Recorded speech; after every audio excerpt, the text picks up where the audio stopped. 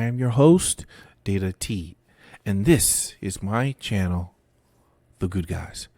Guys, today's story comes out of Albuquerque, New Mexico, and the title reads, Albuquerque business owner speaks out on fatal shooting. Before we get into this, guys, if you don't mind, leaving a like, leaving a comment, subscribing. Remember, we are on the road to 1,000 subscribers. I would appreciate your help. And if you guys have, want to get in contact with me, you can email me. I put that in the description. And then also you can hit me on Twitter, mine, social media, and that of True Social. So let us get into today's story.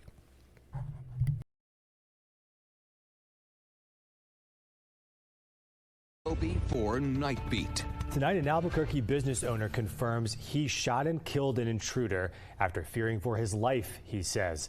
This business in the International District hasn't even opened up yet, and now it's at the center of an investigation from Albuquerque police, who are calling this case a justifiable homicide, but they're still investigating. This business is near Zuni in San Mateo. APD says early Saturday morning, the business owner shot and killed a man who allegedly had broken into their shop. Police have not identified that man. Spencer Schott spoke with the business owner, and Spencer, he did explain to you how he believes all this played out. Yeah, Tommy, he didn't want to go on camera today as the investigation is still going on and for his own protection, but he tells me he's glad APD is classifying this as a justifiable homicide because he says he was simply defending his new shop. The smoke shop on Zuni, near San Mateo, has not even opened yet, but the new owners say they've already seen 2 break-in attempts, the latest leading to Saturday's deadly shooting. The shop owners invited us inside Sunday to show us the bizarre way they say the alleged burglar broke into their store. Guys, before we even get into that, okay, let us go back. This man who has taken the risk of running his own business, the risk of going out on his own. Remember, most people get a job. It is incredibly difficult to run your own business, okay? And before he can even get it off the ground, he has 2 break-ins. Hasn't even opened his business. And already he's had 2 break-ins to his business. And now he had to defend his business, defend his life, and kill this man. Okay, guys, I salute this man. I would say he is definitely a good guy. And before anybody comes out and says, oh, but he was just breaking in to steal stuff, you don't have to shoot him, you don't have to kill him. Bullshit. How can someone, the man knows, and whoever this robber is, I would say I would say rest in peace, but no.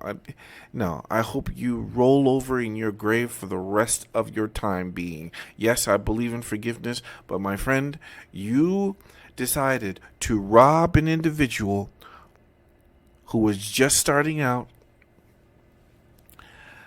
take part of his livelihood, and do it so what? Because you didn't want to work?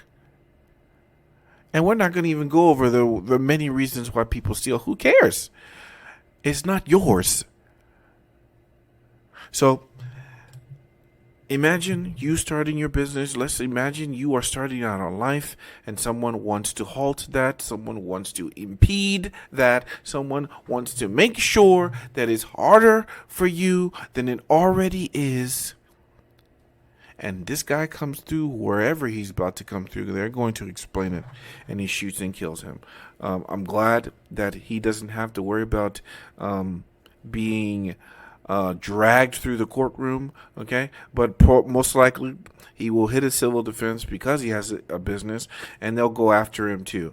Those terrible families that produce these Pookies and Ray Rays and all these people, Umbritos and all those guys that are doing crime, black, brown, and white and whatever, okay? they will definitely come out there, and then the family will sue you.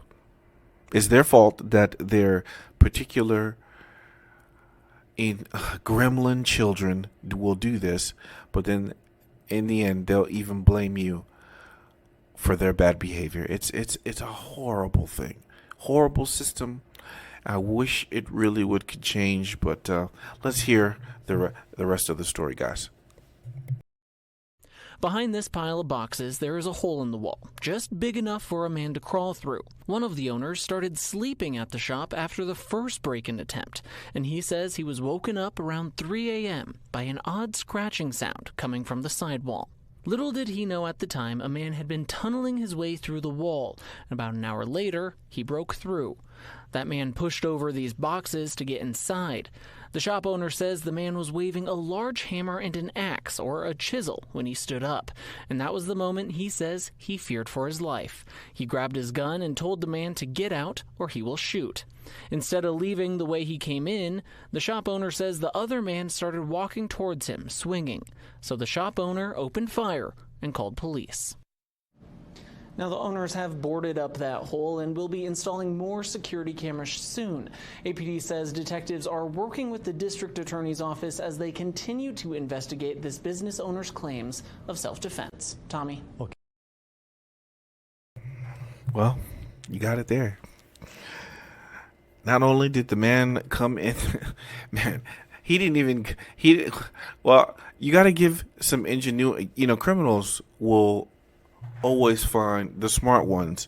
Well, you know, sometimes there's a little bit of ingenuity there. For him to dig a hole into this man's business is, I don't know.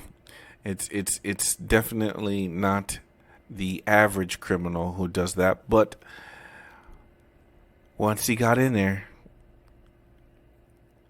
he was given the opportunity to leave, and he didn't. This is according to the business owner. But this is what happens. All business owners, anybody, guys, who is defending their life, liberty, and pursuit of happiness, they should have the ability to protect themselves. And this individual who came in there with an axe and hammer was put down. And I don't have a problem with it. I tell you all the time, I do not celebrate death. No, I'm not going to do that. But I absolutely, positively will always celebrate individuals who defend themselves and who do it successfully. And successfully means in any way where that bad guy is on the ground and you're still alive. You could have scratches, you could have scars, you could be in any way, shape or form hurt. So long as he's gone and you're still alive and you've walked away, it's a win. Even if you die. And I remember someone telling, on Twitter, I have one of these videos where they talked about how did he win when he lost his life? Hey, you can win. You got rid of a person who was going to most likely do this to someone else, and you stopped him. That is a win, and that's what good guys do. Good guys, even when there is the possibility you may lose your life, those good guys will stand up and do the right thing. That is the very thing that makes them good guys. And I applaud this business owner. I've said it already. I will say it again. Good job, sir. And this is an example of why you must carry and why you must keep and bear arms, whether you're a business owner, whether you're a single mom, whether you're a carpenter, it doesn't matter. You should have the ability to protect yourself. Good guys will do this. Good guys always and should always keep and bear arms, because good guys are the ones that will stand in front of evil and tell them no. And that's what we need in our society. Again, good guys have guns. Good guys should always have guns. And if good men do nothing, there will be no good guys.